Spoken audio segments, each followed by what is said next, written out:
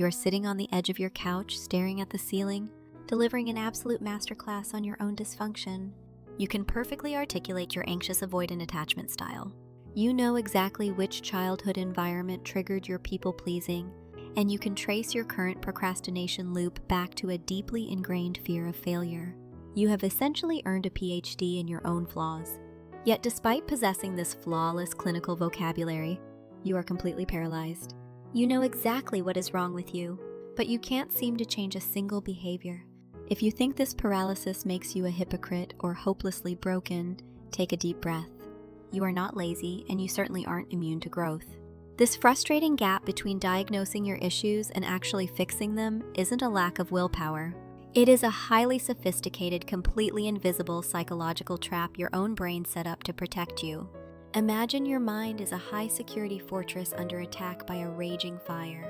Instead of grabbing a bucket of water to put out the flames, your brain decides the safest thing to do is lock itself in the control room and draw an incredibly detailed, color-coded map of exactly where the fire is burning. In our modern era, flooded with therapy speak and mental health content, we have accidentally weaponized our own self-awareness. It's a cognitive glitch known as the intellectualization defense mechanism. We convince our exhausted brains that perfectly diagnosing the problem is the exact same thing as solving it. Think about the phenomenon psychoanalysts discovered in the mid-20th century. When studying the observing ego, they had these brilliant patients who could sit in a leather chair and vividly deconstruct their own neuroses, speaking with the detached clarity of a textbook. Yet outside the clinic, their lives remained a disaster. Why? Because talking about a feeling is neurologically completely different from experiencing it.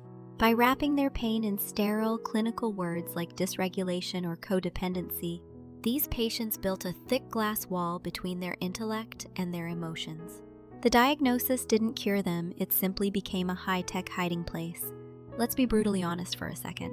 Labeling your trauma feels incredibly empowering because it gives you an illusion of control. But hidden underneath that perfectly constructed self-analysis is a terrifying, vulnerable truth. Actually changing requires you to step out of the safe laboratory of your mind and into the unknown. If you stop analyzing your toxic habits and actually start setting boundaries, people might get mad at you. If you heal your attachment style, you lose the familiar, comforting ache of longing. Your endless self-diagnosis isn't a blueprint for recovery. It is a meticulously crafted shield protecting you from the terrifying, unpredictable vulnerability of real life. But here's the beautiful reframe. This hyper-intellectualizing doesn't mean you are uniquely resistant to healing. It means you are a survivor. Your brain used its greatest asset, your brilliant analytical mind, to establish a baseline of safety when the world felt completely out of control.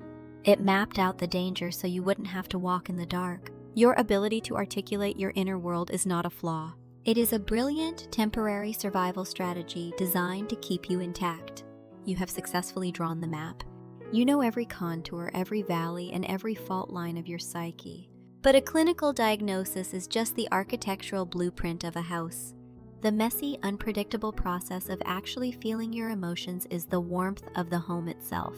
You don't need to read another book on trauma, and you don't need to find a better clinical label for your sadness. The scaffolding has done its job. You are finally safe enough to step out of the control room, transition from merely knowing your mind, and finally allow yourself to feel your life.